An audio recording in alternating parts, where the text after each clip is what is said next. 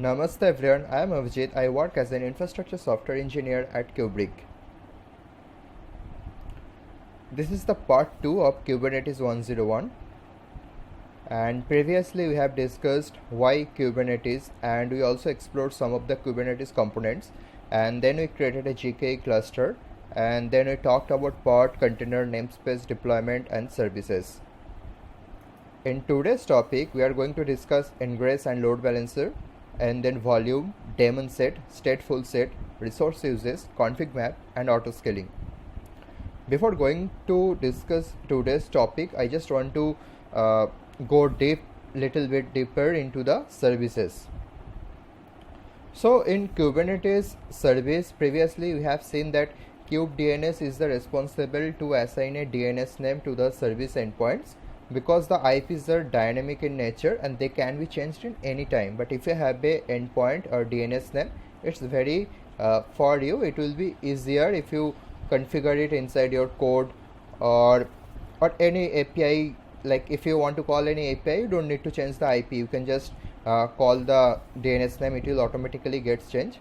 And so in all the modern Kubernetes clusters, like in the one we are also using, it actually uses the code DNS, not the kube DNS.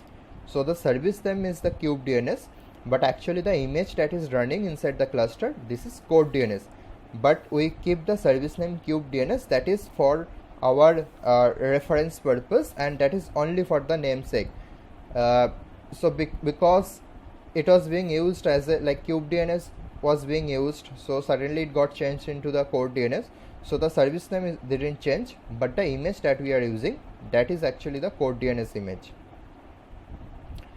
And Kubernetes has few service types. So service type helps us to expose a service, like the way we want to expose the service. Like in our case we have cluster IP. So I have shown you previously that whenever we create any service, any default service, and if we don't mention any type, it automatically gets assigned to the cluster IP. I'll show you once again. Before that, let me tell you what is node port. So cluster IP is exposes the service into a on a cluster internal IP, like it will give you an IP, and that service endpoint will be assigned to that IP address. Like if you hit that service endpoint, it will go to that IP address only. But in case of node port, what it does is let's say if we have 3 instances running in our GKE cluster, now each of the instance will it will expose the service in a specific port in each of the instance or VM. So like instance A, let's say if we are exposing the port 80, then if we connect to the port 80 of instance A, we'll reach the service. And similarly, if we connect to the port 80 of instance B, we'll reach to the service. So it is exposing a particular specific port for that service, and that port will be exposing all the instances that we are using, like all the nodes that we are using. And then the load balancer is basically provided by the cloud provider. It gives you a public endpoint or public gateway, and if you hit that gateway, you will directly reach to the service endpoint. Now let me show you. Previously we have deployed a service, and we will deploy it once again. First let me remove the type. So this is the basic service config that we have. We just want to deploy it.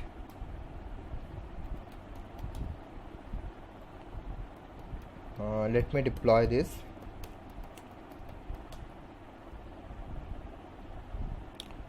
So we have created the service, right? Now if you remember that we are using Nginx as a deployment also, like in the deployment pod we are using Nginx. So basically the service that we are creating, so kubectl get sbc -n kube apps, the namespace that we had created. So basically this my service should be pointing to the pods, show you -n kube apps. So if we hit that service, right now nothing is running. So we just deployed the service. Now this service should be pointing to somewhere, right? So we'll be deploying the similar application like Nginx pod that we used last time. If you didn't check it yet, you can just go back to our channel and you can check the part 1 of the same series. And let me deploy that too.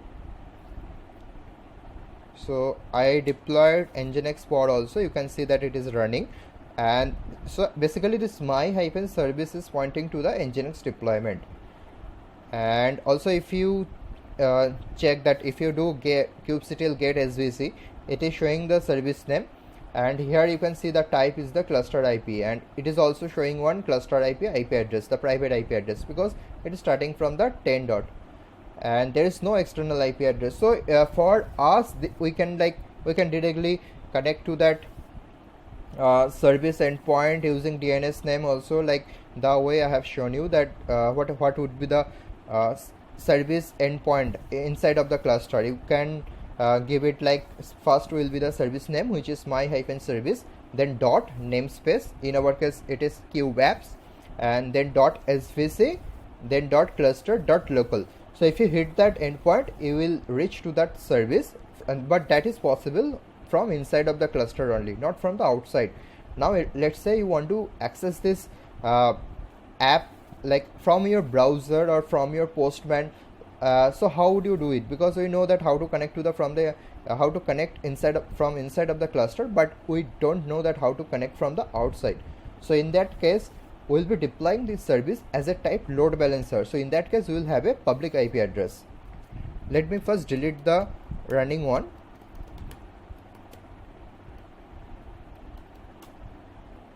Sorry. Deleted. Now let me modify it.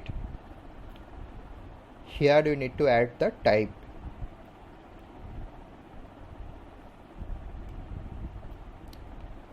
Sorry.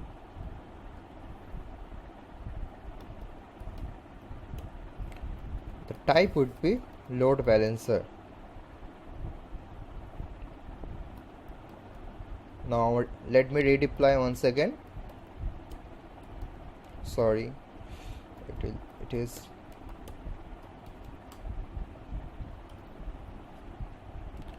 okay. We have created this. Now let me do get svc.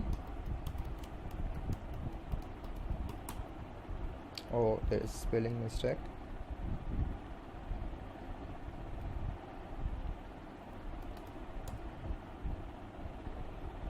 Okay, now here you can see that there is an external IP address and the status is showing pending. So that IP address should be showing here, and it will take around 1 or 2 minutes. After that it will come up.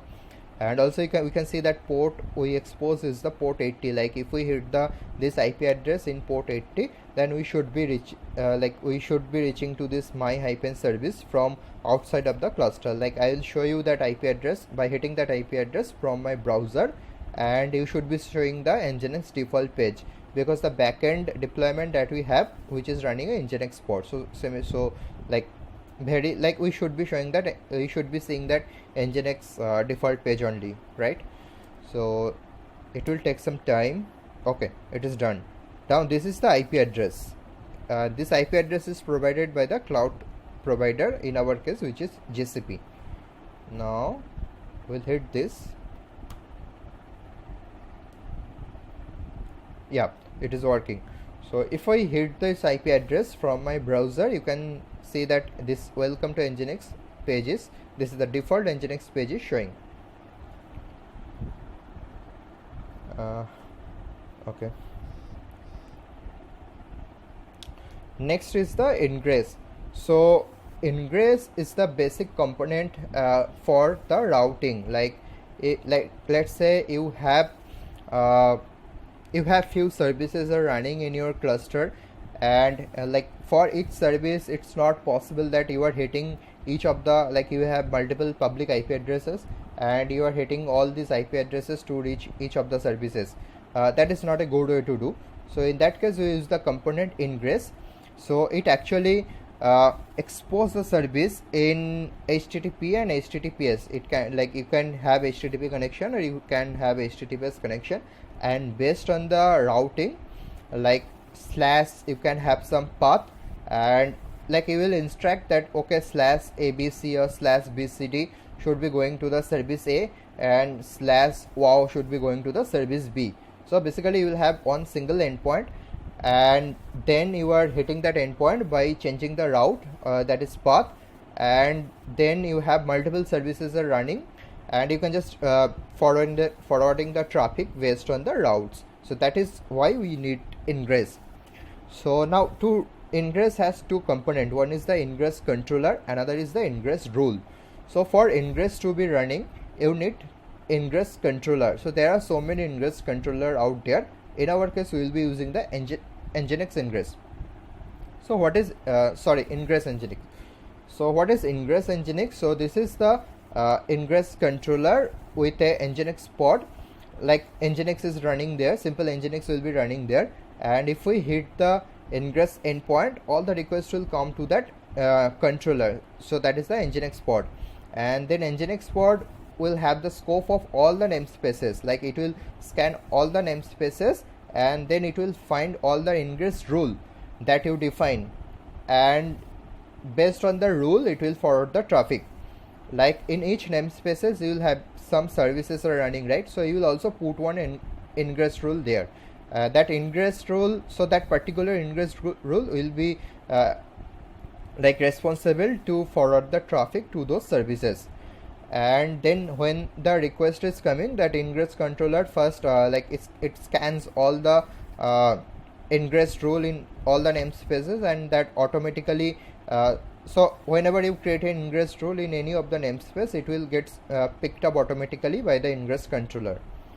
Now like I just said that we are using Ingress Nginx, so I already have the scripts ready. Let me show you. Or like you can also go to this, like this is a big config file, that's why I already have the script ready. But if you want to get to know the script, you can definitely go to the okay, wait for a minute. You can go to the github.com/kubernetespedia, and there you can go to the Kubernetes 101. All the scripts or YAML files that I am using in this talk will be available here.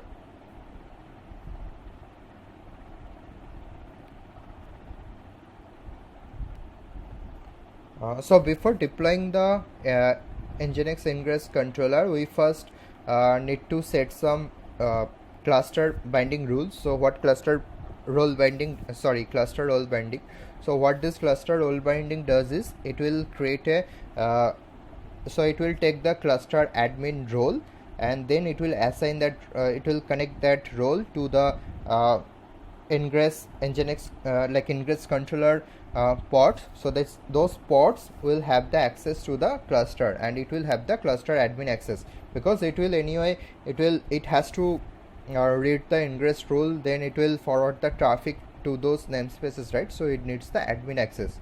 So to do this, we'll be first creating the cluster role binding, and let us do this. This is kubectl create cluster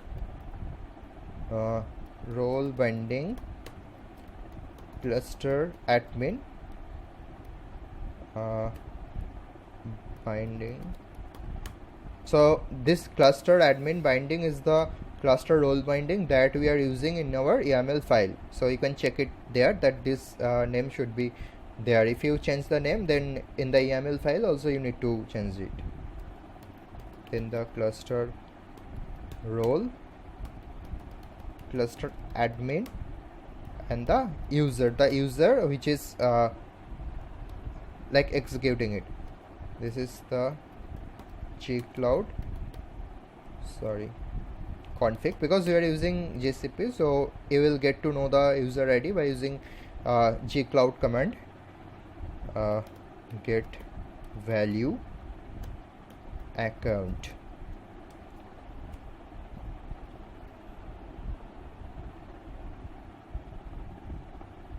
It's showing. cluster role. See what is showing here.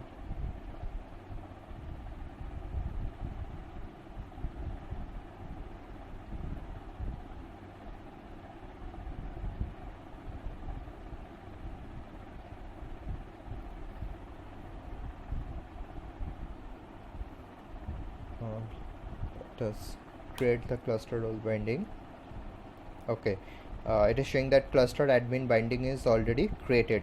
Now let's deploy the controller.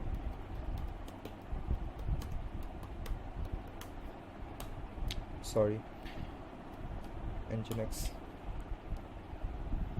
It's deploying the controller. It is already done, and it will be deploying in the Ingress-Nginx namespace. You can check it there.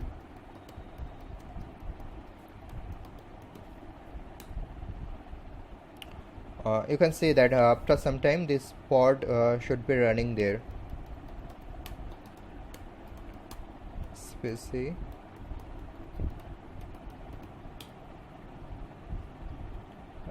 Yeah, here you can see that it also created a service type load balancer, and then it has a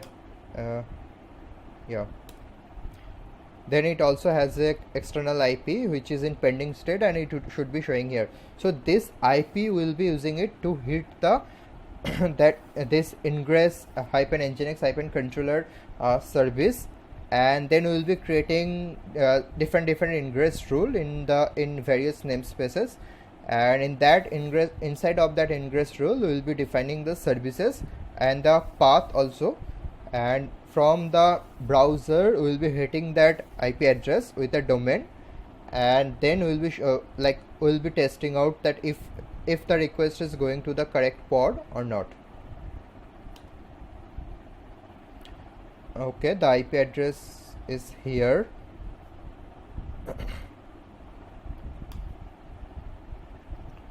Right now it is showing 404. So why it is showing 404 is that because there is no ingress rule specified for this Nginx. Like so if we hit this IP address directly, then it is going to the Ingress Nginx pod only, because in the namespace we don't have, we didn't specify any ingress rule yet, right? So we'll be also testing out our local.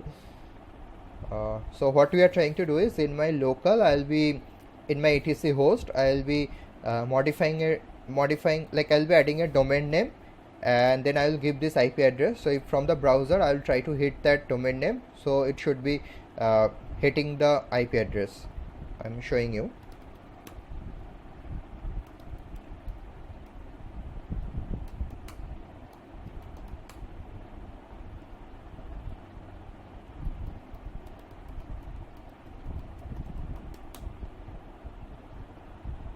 Okay, so in our case the IP address is still different.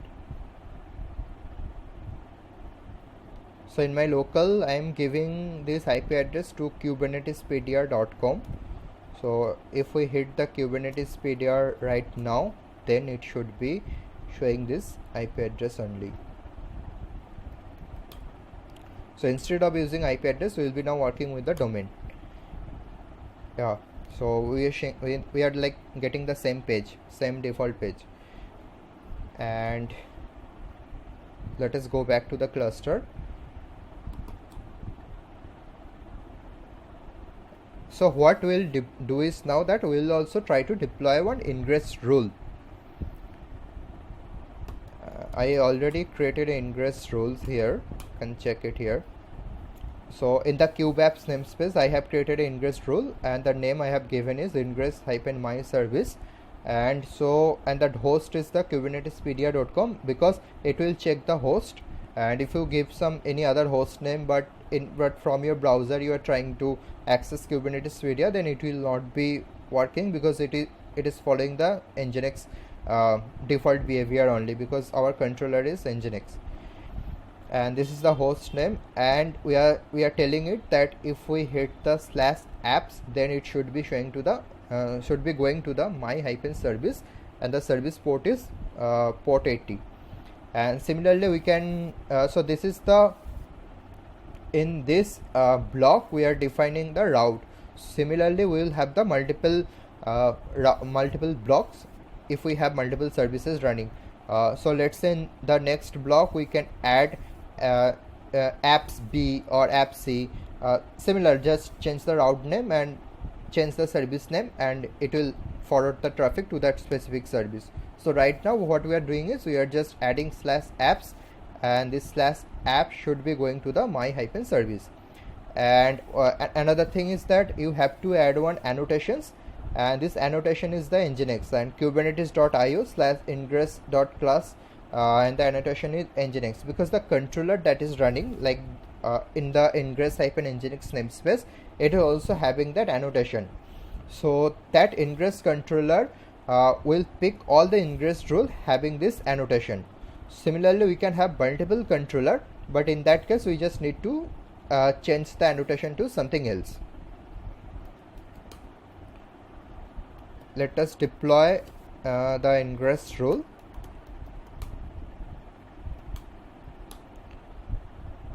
Okay, it's deployed. So if we hit /apps, we should be getting the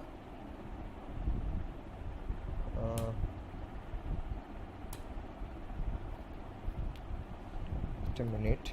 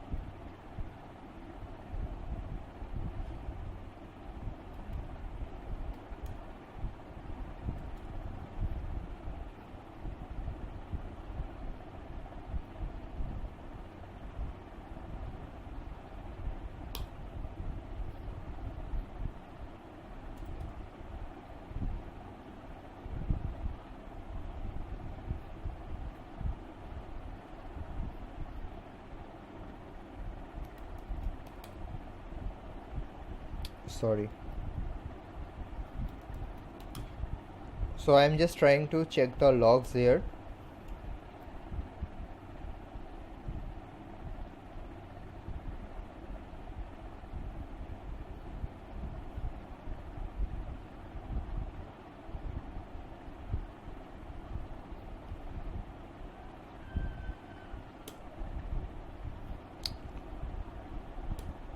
It is giving some error. It is showing that no file or directory to this IP address.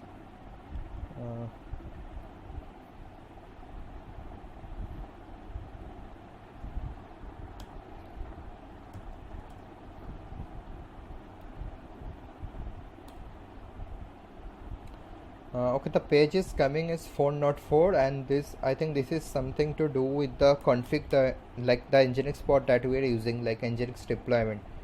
And but what we can check is that if we hit the /apps, then the request is coming to this port, because in the log we can check, we can see the get request.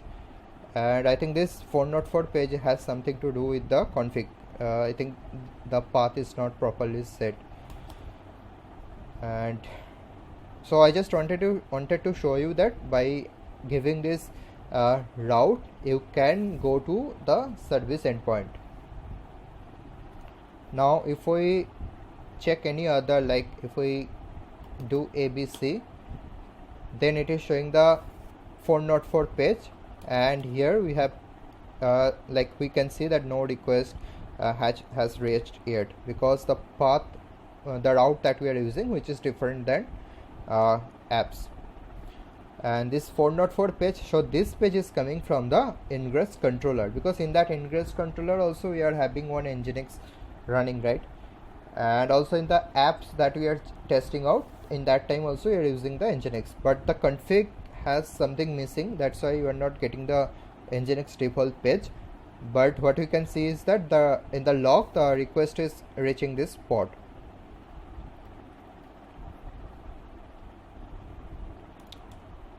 and if you hit the domain like slash without giving it anything, sorry,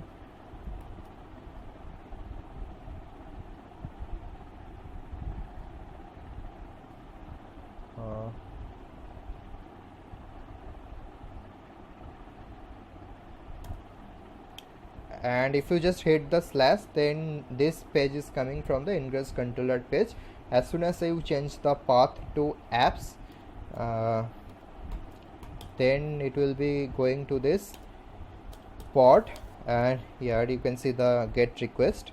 Similarly, we can run any Python application or Java or any other app, and we can add them into the like the service endpoint. We can like service name, we can add it into the ingress rule, and then it automatically it will forward the traffic to that service endpoint.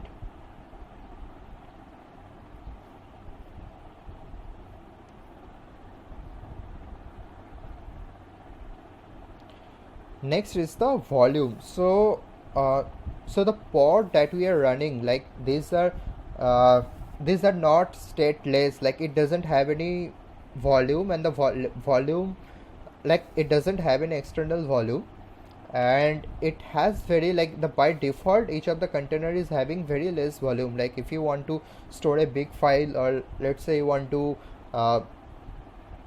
import a big file for your work purpose, like for your application purpose, then you will not be able to do it inside of the default container because the space will be very limited there.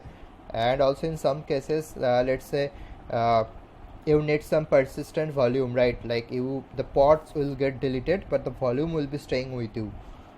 So in that case you need the volume.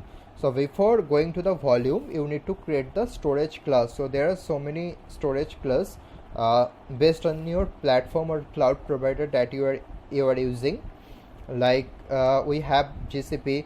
So similarly for Azure or AWS also you will have some storage class. First you have to create a storage class, and then you have to create a persistent volume claim, and this claim will be referring to a PVC, that is persistent volume.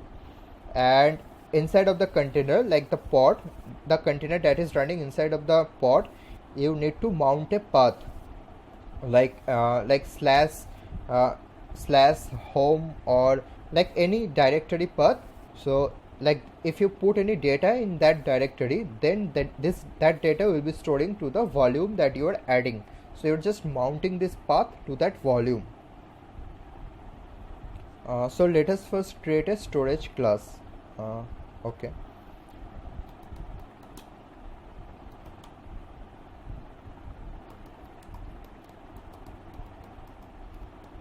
We are going to write a YAML which will be creating a storage class.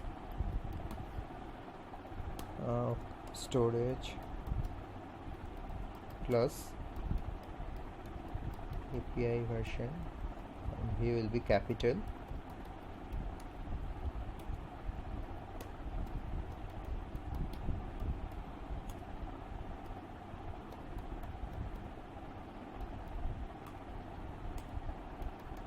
Then we need to add some metadata,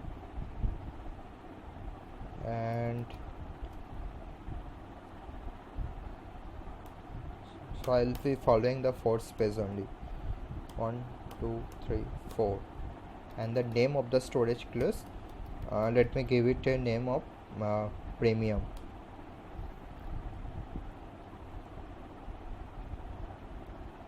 Like now I am doing the provisioner now.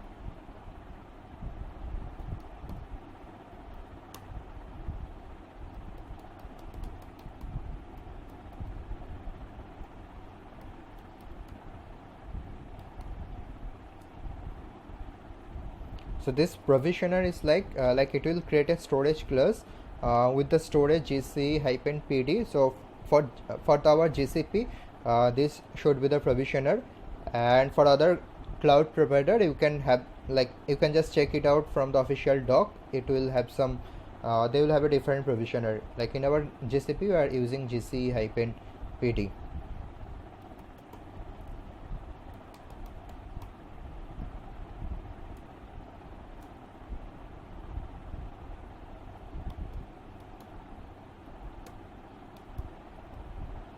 type is PD SSD, it means that it will create a SSD volume.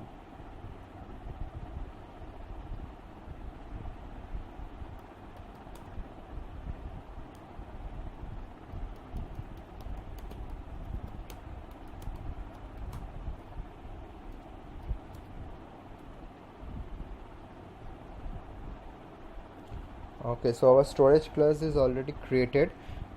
So now what we are going to do is we'll be adding a volume to the existing deployment, like that Nginx Ingress Nginx pod only.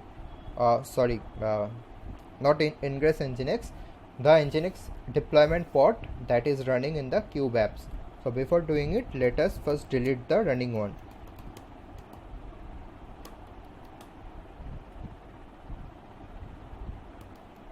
Now open the deployment file. Container. Okay, here we will be adding the volume.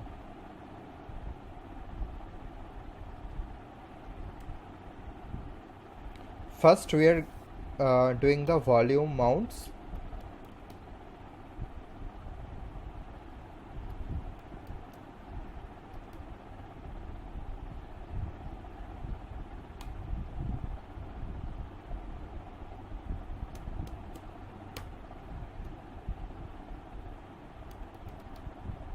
And we are giving it a name like Cube persistent storage.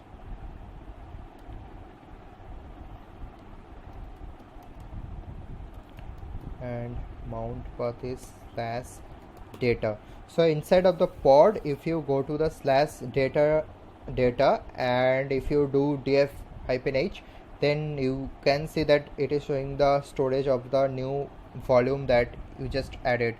So whatever data you are storing inside the /data, it will get stored in the new volume. So basically we are mounting this path to that volume. Now we should be adding the volume here.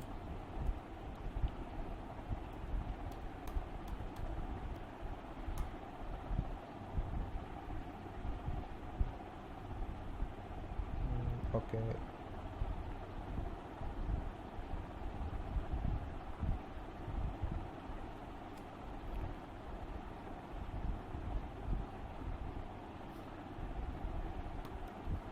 I think this is fine.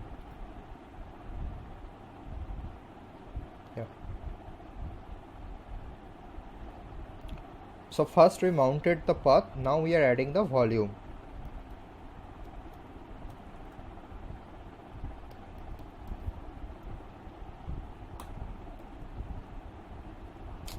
Sorry.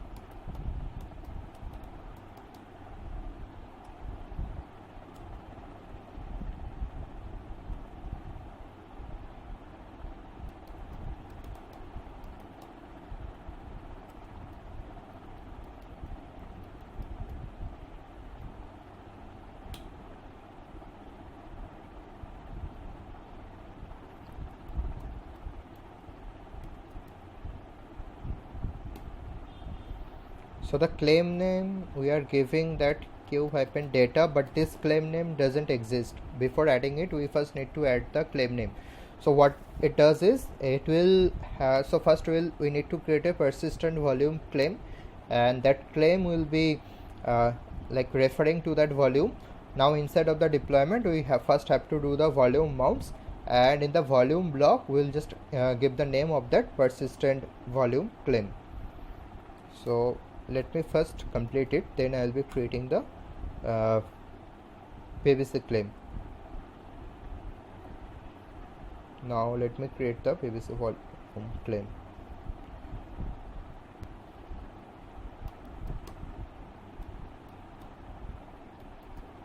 ppc hyphen claim dot YAML.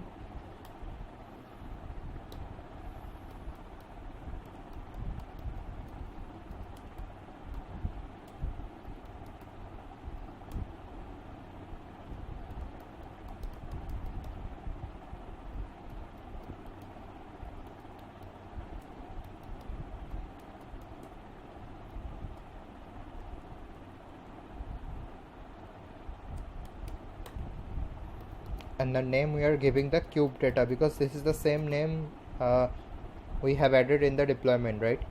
So we want to keep the same name.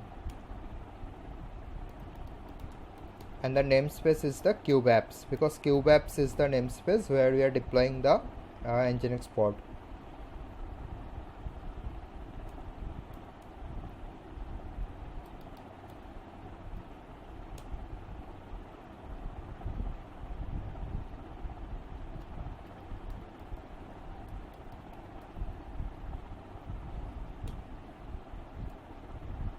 Now we have to add the access mode. So what access mode is? So in our case we will be adding the read write once, but in our, so what is read write once means? So there will be a single volume and only one pod will be using that volume. Now there are other types like read write many, like multiple pods can use a single volume, but in our case the access mode will be like read write once, like only one pod will be reading and writing from this volume.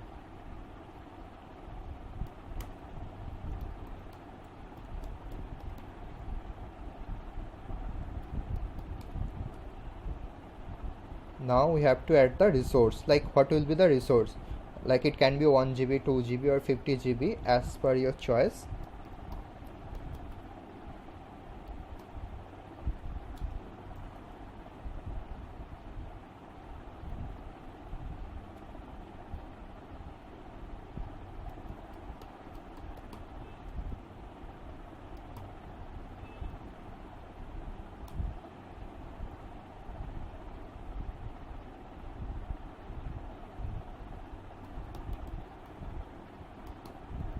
We are adding the storage 50 GB. We want 50 GB storage. Now the last thing is we have to add the storage class. So the same storage class that we just created in previous step. Storage class name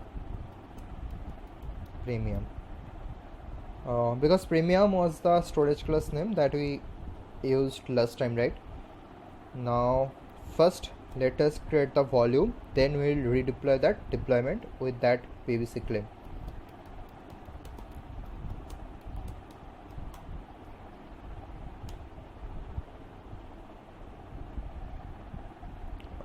Okay, sorry, we didn't deploy that. Sorry, there is a spell mistake. Storage.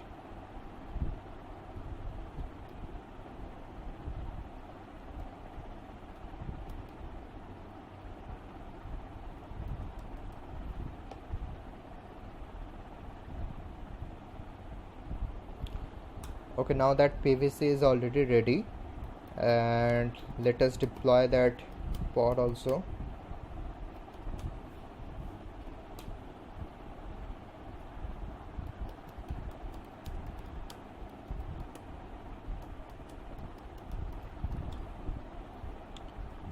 It will take some time because it is adding that volume, and previously we are using the default volume, right? It was very less, so that's why the pod was coming pretty fast, but now it will take some time. Okay, it is done. Now we'll go inside that pod and we'll be checking that volume.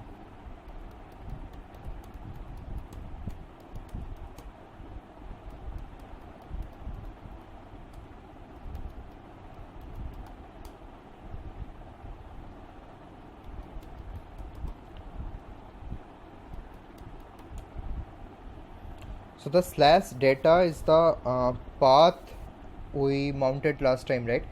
So you can see that when I did df minus h, you can see that slash data, it is having total 49 GB, because 50 GB was the volume that we added in the spec, and out of that 53 MB is for the resource, like this is for some internal, this 53 MB is for the internal resources, and most of it is almost free because we have no data.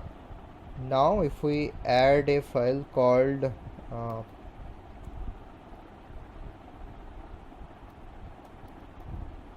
not sure if nano is there or not.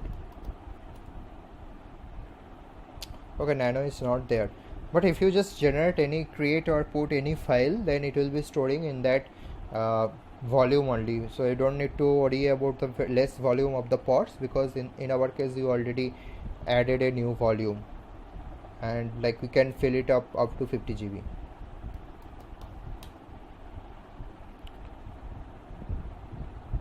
Okay, that is fine. Then let us move to the next topic.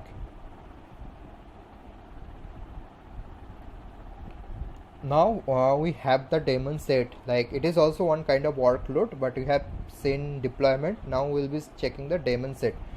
So what daemon set does is, like, it is good when you are deploying some on ground background task, like those tasks which will keep running in the background.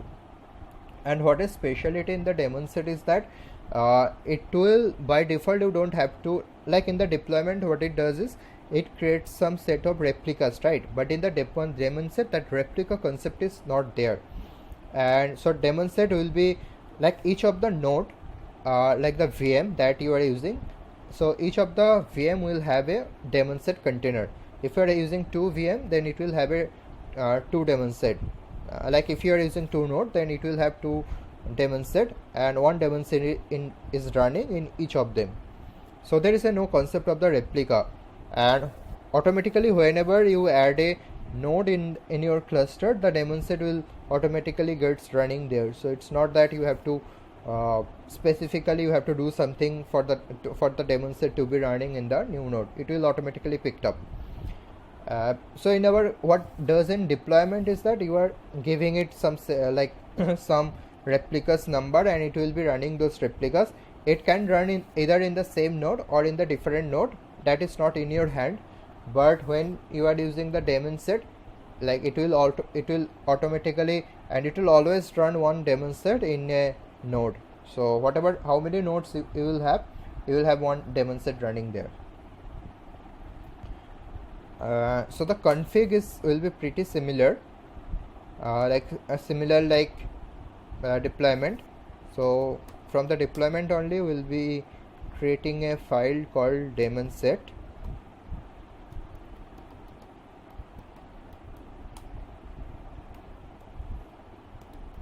Now if we do this daemon set, we just have to do some modification.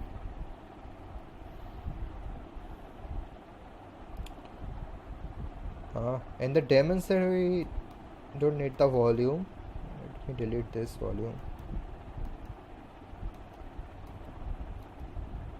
In the daemon set also, I want to run that nginx pod only. Oh, it is deleted the ports also.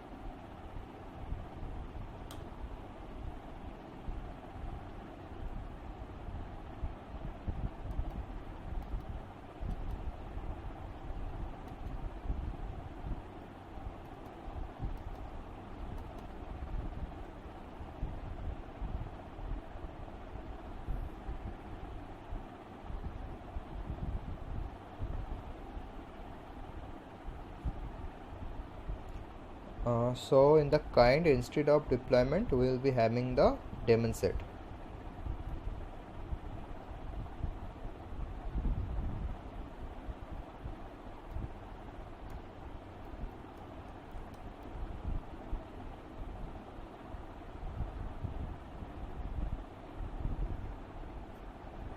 And we need to remove the replica.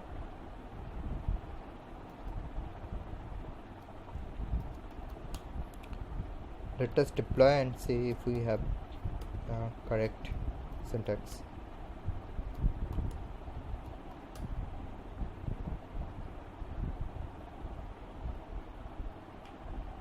Okay, it's deployed.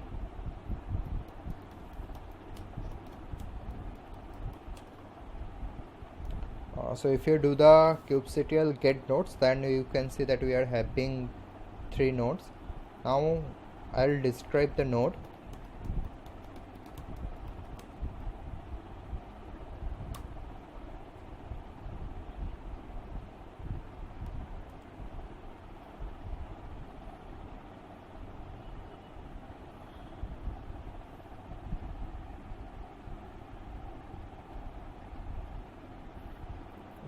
You can see that we are having Nginx deployment for our so for our understanding, let us change the name of the daemon set.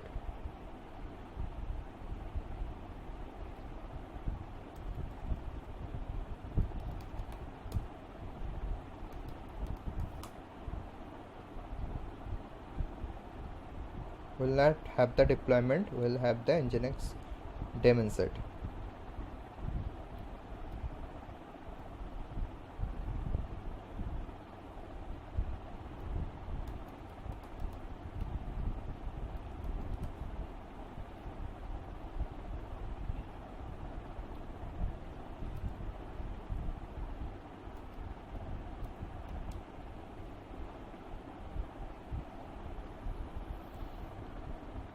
Again we will do the describe node.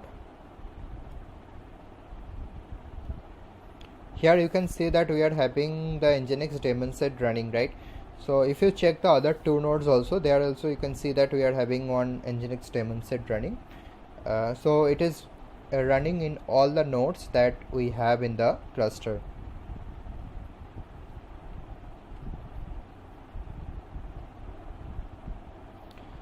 And now the stateful set. So what is stateful set is that so we previously have worked with the deployment, and then we check the daemon set, and like in all the cases, like if you just consider a deployment only, like without volume and other specification, so a deployment is basically stateless, right? Like containers are getting deployed, but those containers can get deleted at any time, and the volumes or the data that you are storing, it can get deleted at any time, right? But in case of stateful set, it will not be the case. So it will always have a state, and each pod will be creating its own PVC. Like if we are having 3 pods running there, then you will it will automatically create 3 PVCs there, and so pod 1 will store its data into that PVC1, and pod 2 will store its data to the PVC2, respectively. It will other pods will be storing to the PVCs that is automatically coming up with the stateful set. And it doesn't care about replica set, because it is also forming a cluster, right? If you're it doesn't mean that if you're using replica 1 or replica 2, that is not the part of the it's not much important for the stateful set. And here you can form a cluster of the databases or any quorum, like if you want to deploy a Redis cluster or Mongo cluster or pSQL, you can do that by using the stateful set. And the name of the stateful set comes if your stateful set name is the my stateful set, and if you are having 5 pods running, then the name of the pods will be my stateful set -0, and it will be 0 to 5. And so each of the pod will have a matching DNS subdomain. You can hit that subdomain if you want to specifically reach that pod. So this is how it will look like. It is coming from the pod name, then the service name, then the cluster, and this service name we will be defining in the stateful set while writing the stateful set YAML file, and it comes within the spec of the stateful set. So let us first do an example here. We will be copying from the deployment only, and then we will modify. Stateful set is also one kind of a workload for Kubernetes. Stateful set dot YAML. Now let us open this.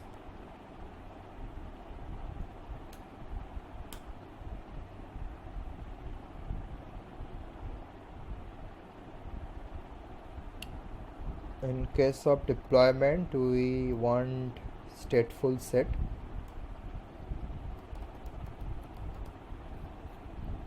and the kind is not deployment anymore, it's stateful set.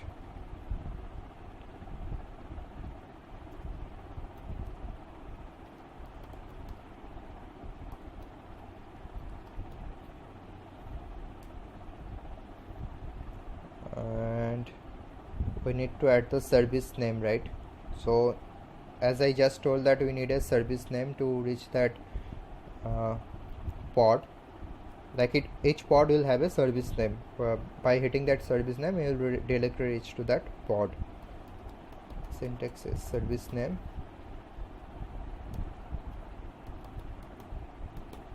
nginx-app.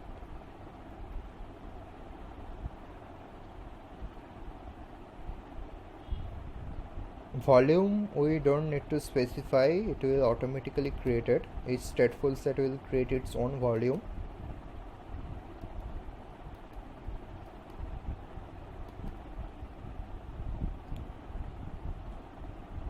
Let us create 2 replicas.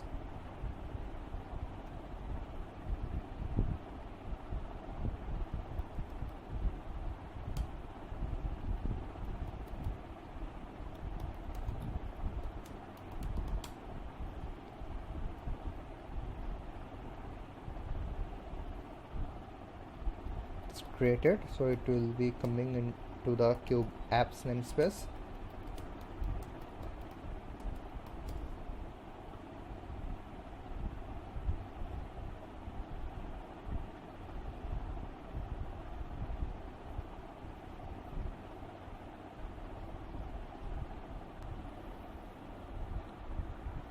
Now let us check if we have, like, if the pods are running or not for the stateful set.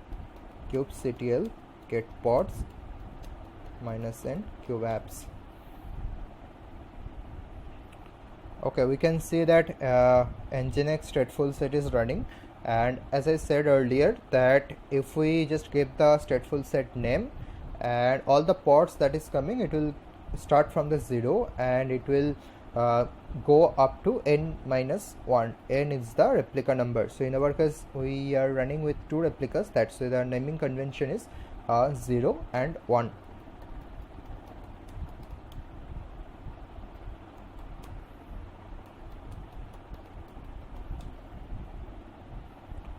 Okay, it is having only 1 PVC. Okay, I got it. So what we did is we did a small mistake, like like you checked before that while deploying the stateful set we deleted the volume, right?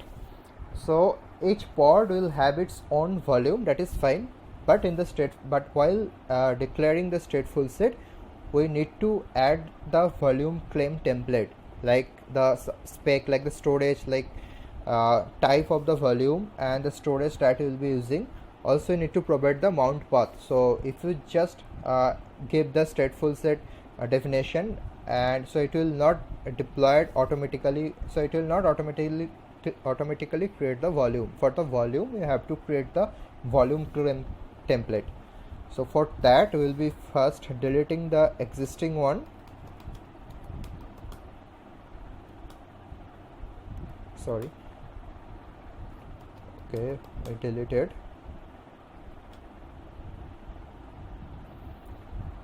Now we'll be keeping all the configs same. We'll be just doing change in the volume. Here first we are creating the volume mounts.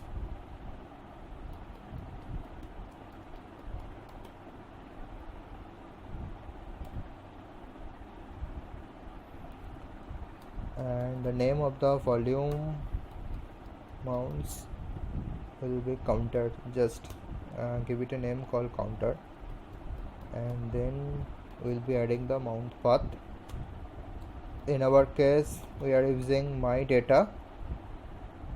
like we are mounting this my data path to the volumes that it will be creating.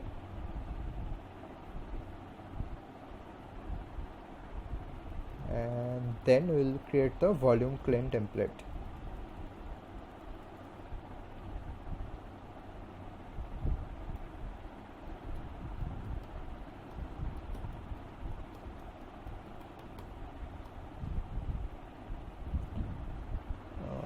Let me see if it is. I think I need a space more.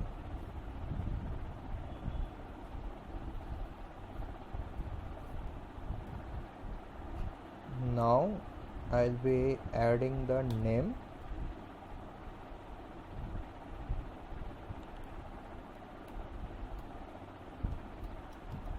Let's have a metadata.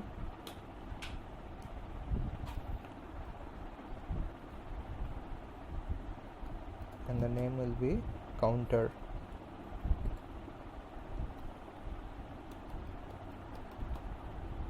Because here the volume mounts name we have given counter, so volume client templates metadata name should be counter. Then we are adding the spec, like the properties of that volume. We are adding the access mode.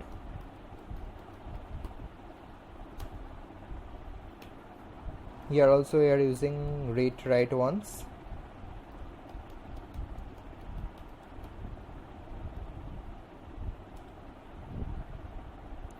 And the storage class name, so storage class name we have created previously, right?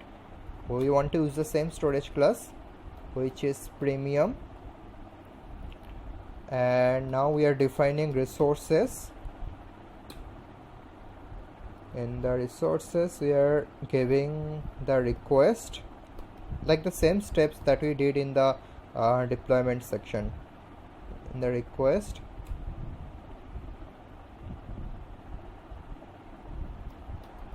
storage 50 MI. We are having we don't need the larger volume, right? So in our case we are using just 50 MI only. Let's save it and deploy it.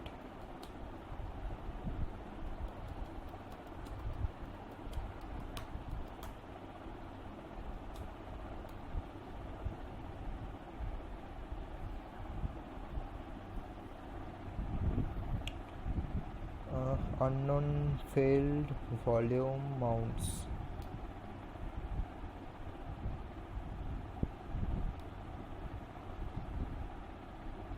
Okay.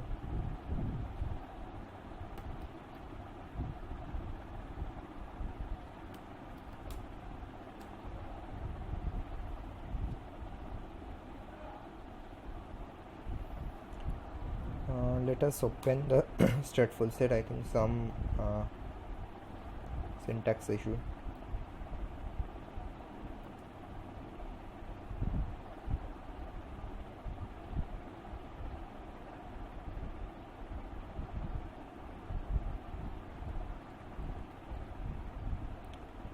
Okay, it should be below ports.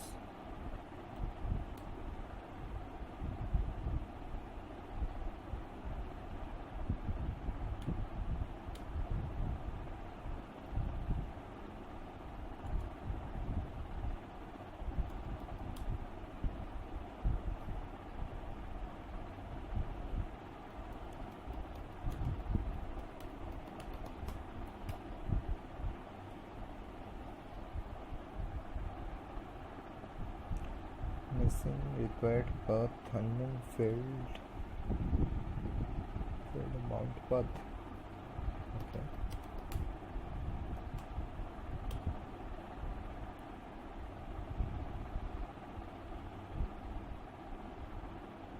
Okay. Okay. P should be capital. Mount path. Now it's ready. Let me check it. kubectl get pods -m kube apps. So here you can see that this pod is in container creating stage. It should be up. So one pod is up and another one is coming up.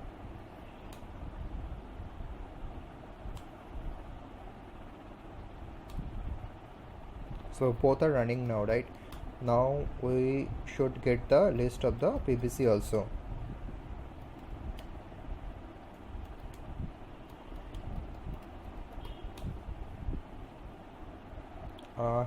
Here you can see that this cube data PBC is the for the deployment, and then we have the Nginx stateful set 0 1, and like stateful set 0 is bound to the pod Nginx stateful set 0 1, and Nginx stateful set 1 is bound to the Nginx stateful set 0 -1 pod.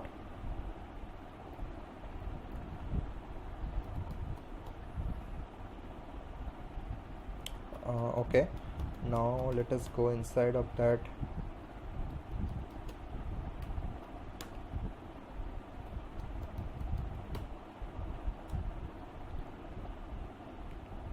Maps.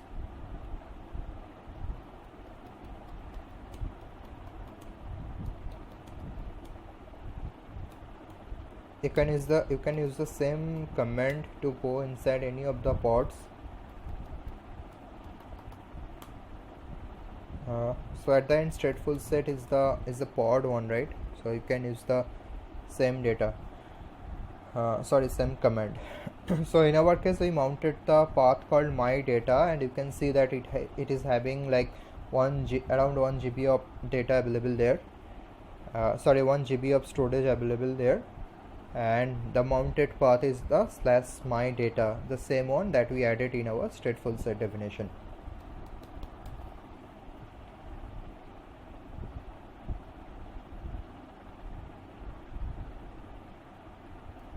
Sorry.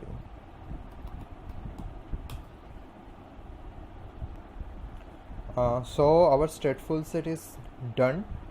Next we are going to use the resources.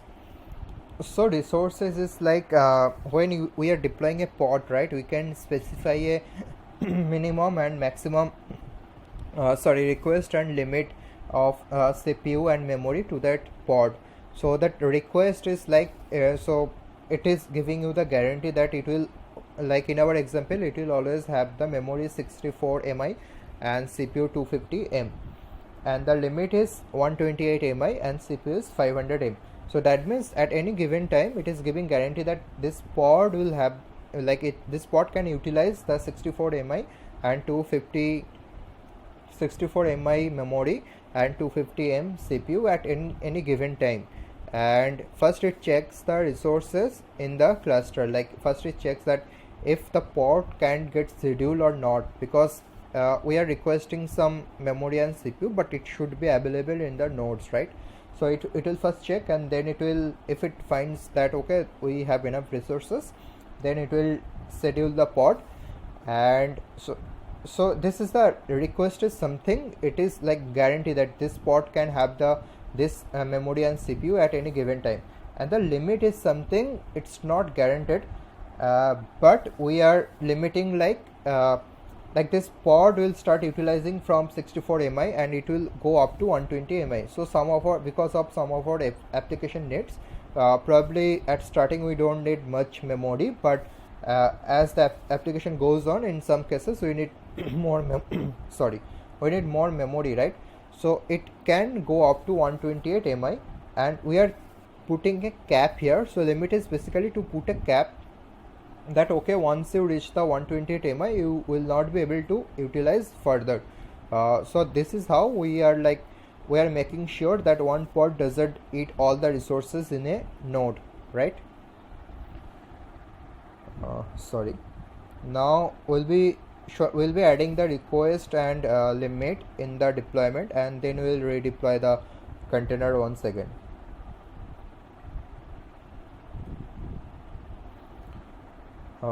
So this is the deployment. So let us first delete this deployment and then we'll redeploy with the resources.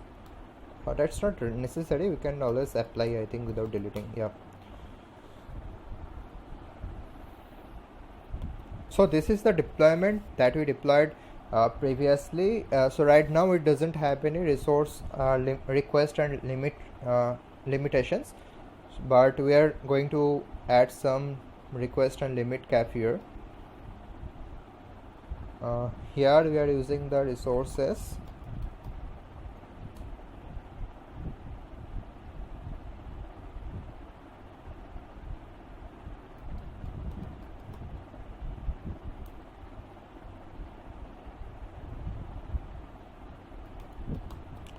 The memory we want to use the 64 MI.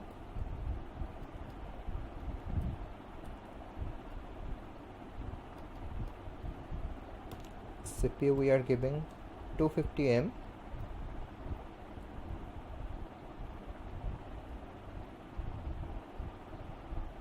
Now we are adding the limits.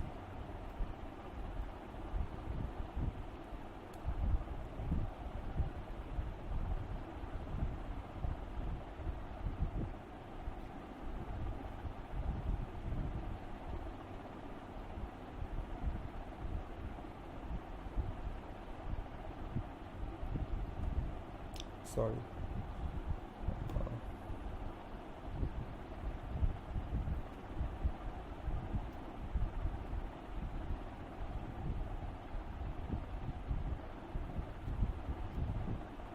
The request CPU limit.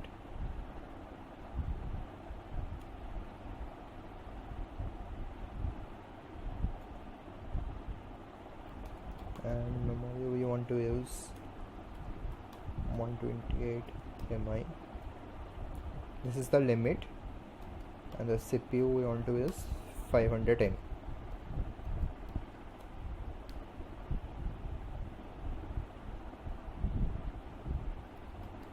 Now let us redeploy once again.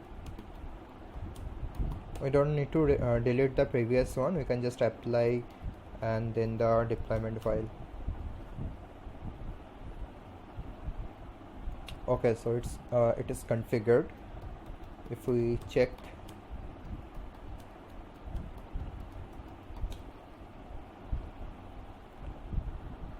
we can see that a new pod just running in running state just 11 seconds ago, because since we changed the deployment config, so it created a new pod.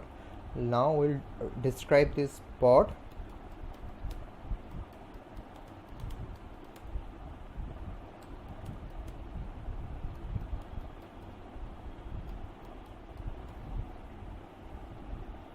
Here you can see that so here you can see, right, we have the limit is CPU is 500 M, memory 128 MI, and request is CPU is 250 M, and memory is 64 MI. And this is exactly the same config that we just added in our deployment. So we can say that we successfully added the resource into a deployment. Now what is config map? So right now we are having the deployment stateful set or daemon set running, right? Now if you want to change some config externally, right, because the image that you are using it will have some data like pre-existing data, and if you like from the Kubernetes only without modifying the image, you want to add some variable, like you want to add some environmental variable there, or you want to replace a file that is already existing in that image by a custom file that you want to do it by using the config map. So config map is something, it helps you to store the config. You can have some variable here which will have some data, and then you can use the config map to modify or add the data into the deployment, like inside of the pod. So in our case we will be creating a config map which will have some data, and inside of the deployment we will be adding some env variable like environmental variable by using the data inside of the config map. Now first we are going to create the config map. config map dot YAML, and here we'll be writing the config map config v1. The kind is config map, and then we need some metadata.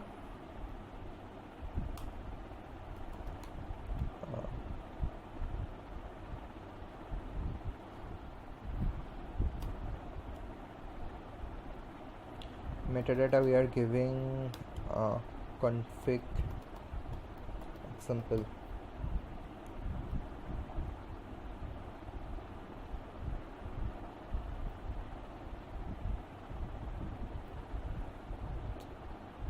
Sorry,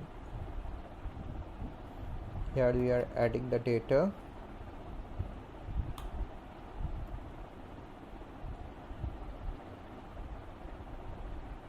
Just below T, not must, let's say first NB, and the value is 1. So what it does is it will create a config map, and the name of the config map will be config example, and then it will have a data with a key called first NB, and the value of that key is 1. Now we'll be creating a env variable inside of the deployment, so all our pods from the deployment will have that variable. And here we need to add the namespace also.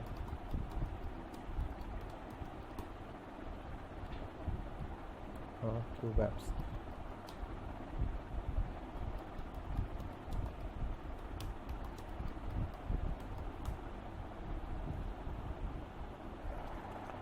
So we have created the config map. Now let us go to the deployment.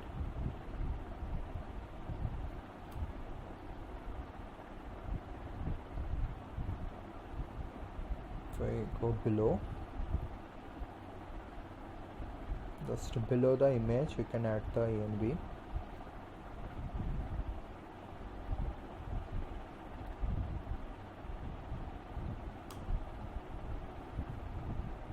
Here you can add env.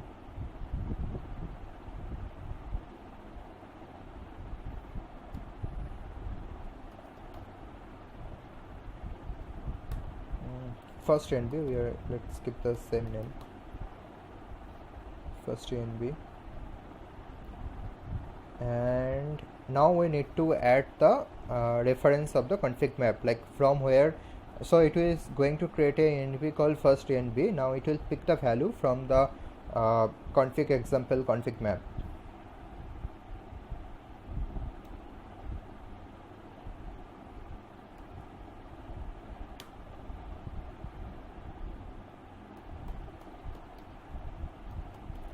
Value from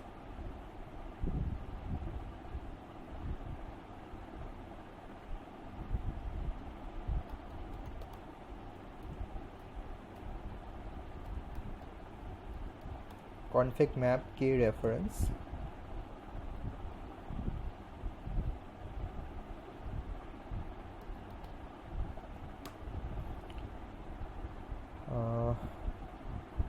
Config example is the name of the config map, right? And the key is first NB. In our case also the key is same. Like we are going to create the env called first NB, but in the config map also the key name is the first NB only. After writing it, I'll just cross check once. Let me check it 1 second. And env is going to create the first env, that is fine. Next the value from, and then we are using config map key reference, and then we are adding the name of the config map, and then we are adding the key name, which is first hyphen env.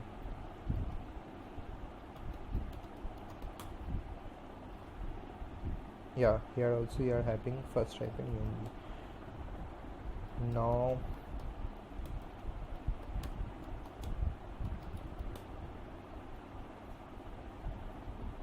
it's already deployed. If you go to the kubectl get pods -n kube apps, we can see that one new pod is coming up.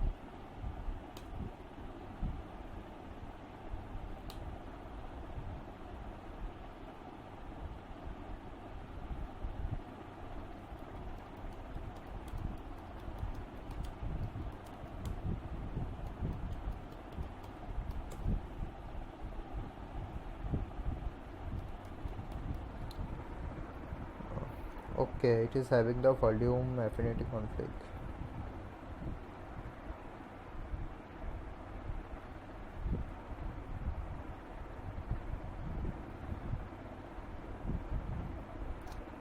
It will take some time. What you can do quickly is just let me delete it, otherwise it will take some time.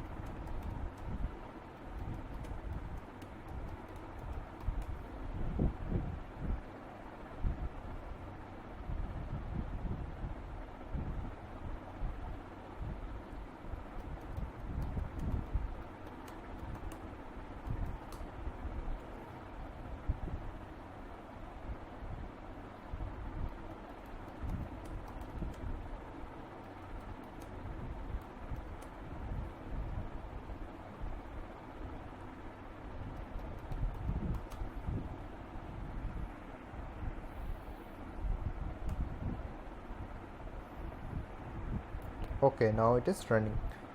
Now let me go inside of that pod.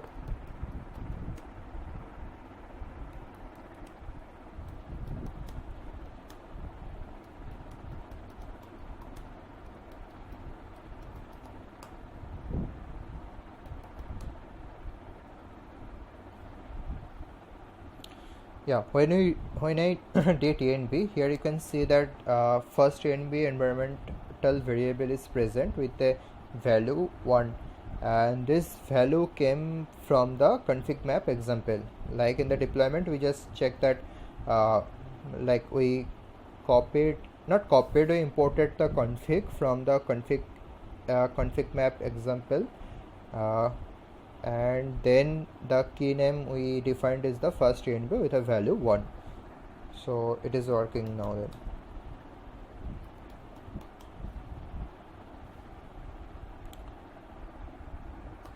So the next is the auto scaling. So auto scaling is let's say at any given time you want to run some amount of replicas, but as the load increases you want to increase the replica, right?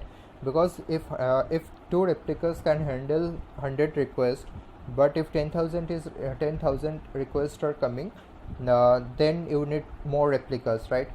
So how will you define that how many replicas you need? So whenever loads are coming, you will see some spike in your resources, like the pods will have a higher CPU, because generally it used to have 100 users per minute, right? But now it is having 10,000 users per minute, so it will have some pressure in the request, like in the resources. So you can see some spike in the memory or CPU, and so based on the memory or CPU you can define that, okay, so if the right now if the utilization is CPU or memory utilization is more than 50% or 60% of whatever defined in our config, then we should spin up one more node. So it will keep adding one more node whenever the utilization is reaching to the 50, 60 or 70%, right? So you can do the auto scaling, like we are using horizontal pod autoscaler HVM. You can use the memory or CPU, both the parameters for the auto scaling, but in our example we are going to do it with the CPU utilization. So whenever there is any spike in the CPU, if one pod faces spike in the CPU, it will generally spin up another pod, and we are going to keep the value, let's say 60% average utilization. we are going to create HPA. Before going to do this, let me note down the name of the deployment. The name is the Nginx deployment. Okay. Now we are going to create a autoscaler, horizontal port autoscaler for the deployment Nginx-deployment. Let me create a file called hpa.yaml, and here we do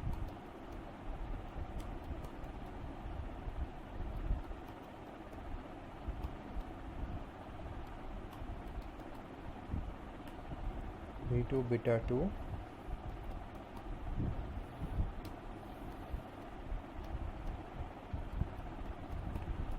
kind is horizontal port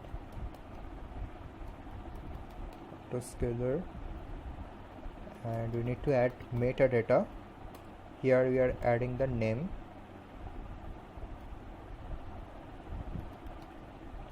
is Nginx HPA, and the namespace, because our apps, it's deployed in the Cube apps namespace, right? Here I do Cube apps. So this is now this block is very important, the spec. Here we will be adding the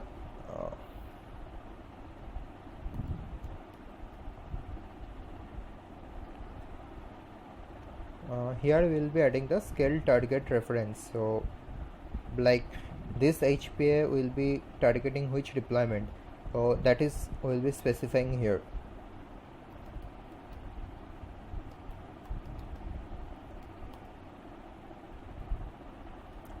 And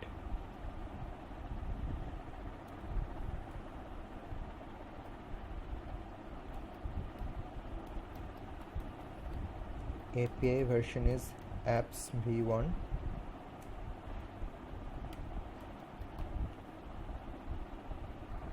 and we'll be defining the kind, which is the deployment, because this HPA is targeting a deployment, right? So the name should be the deployment, the kind should be the deployment. Sorry, it should be below API version 1, and the name, so this name is the deployment name, that like which deployment this HPA is pointing to, and our deployment is Nginx deployment. Now we are adding the min and max replicas. Min replicas means at any given time this HPA will guarantee that this number of pods will be running, and max replica is it will keep increasing by 1 and it will reach to that value of the max replicas. In our case, let's do it, max replica is equal to 10. Now we are defining the matrix, like depending on which matrix this HPA or autoscaling should happen. Type resource, and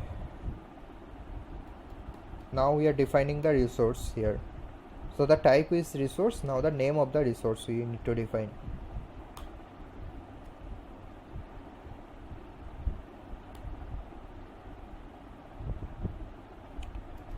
Name is CPU, because in our case we are doing it CPU, but you can also do it using memory.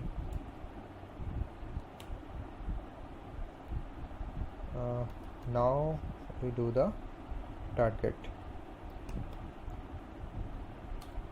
Type is utilization. We need to define the utilization type. U should be capital. Utilization, and the average utilization, let's say 70%. So what we did here is we are creating a horizontal pod autoscaler. The name of the HPA is the Nginx-HPA, and it will get deployed in the Kube apps namespace. And then we are doing the scale target reference, and so it is targeting the deployment Nginx-deployment in the same namespace only. And let me give the namespace here also.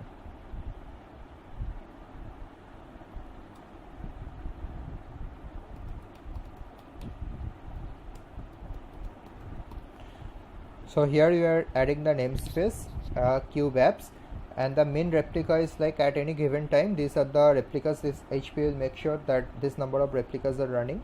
Then we have the max replicas, like it will keep increasing until the value reaches, which is the 10. And then the matrix is the resource, type is the resource, and which matrix we want to scale on. So this is the CPU, and then you can add the target utilization, like once a pod reaches the 70% CPU utilization, then it will spin up another pod.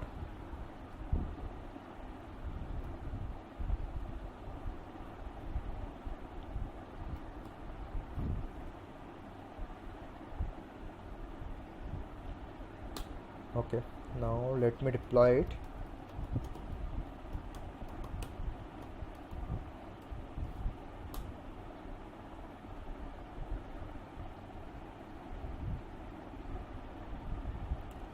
Okay, the namespace is not required.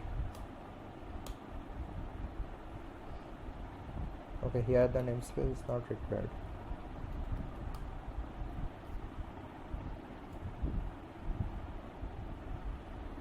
Now how do you check that if your HPA deployed or not? You can always do kubectl get HPA -n kube apps.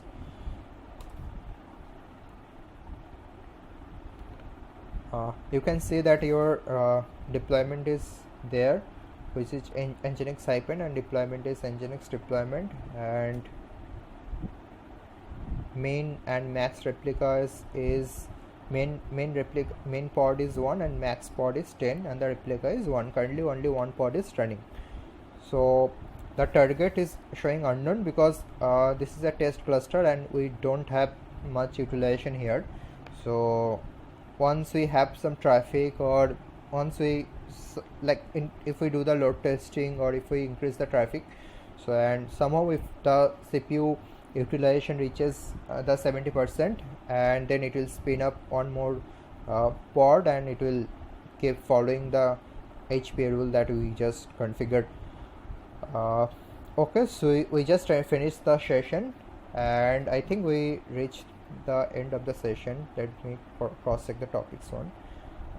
Yeah, so we started with the ingress and load balancer, and then I have shown you that how to add the volumes, and like you can use the volume in your deployment also, or you can use a stateful set deployment if you want a stateful application. And then I have shown you that how to use the resource uses, and then we have created an environmental variable by using an external config map, and then we created a HPA rule CPU which will scaling based on the CPU utilization. Hope you like the session. Please do comment and share. Thank you.